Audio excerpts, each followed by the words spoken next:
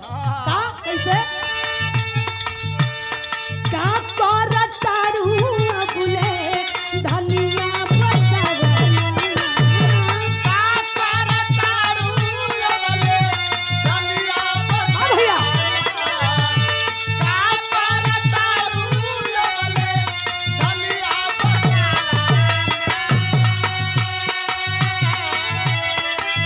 रूपवा से पर्दा हमारी धनिया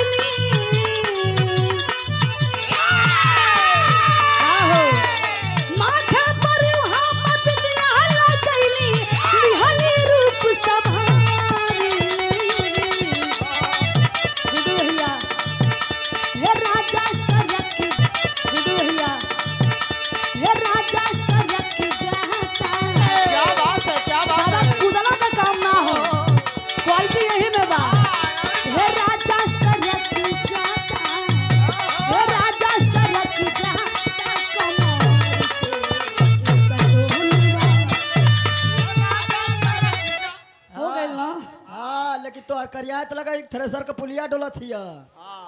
ई कुल तो ढेर देखल आई। अच्छा तो हम इनसे भैया एकदम परेशान हैं। अब इतना समझा कि इनसे मन उबियाए था ना, मनो आदमी कहे लग एक दबावे ना हैं?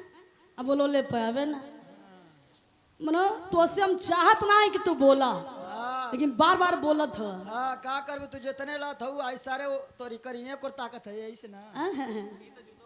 ये देखा उन्हें हमारे जूता रहला ना, ये बार बार हमारे जूता पर देखत हम कहीं जूता तो चोरी ना हो के पूजा कर। ई कुल घरवा अच्छा तो एगो काम करे के इनके बिहाने, अरे सॉरी यार बिहाने बिहाने आ जाता हाँ समूह का इनके गुड्डू भैया आपका जिम्मेदारी है, इनके लेके जाइए रेता में ढकवाई दे। हाँ पुलिस भी ना जाइए रेता में, कहाँ पुलिस जाना रेता में उतना ढकवा दे, काम खत्म हो जाए इनका। हाँ भैया भाव में कहना है क्या?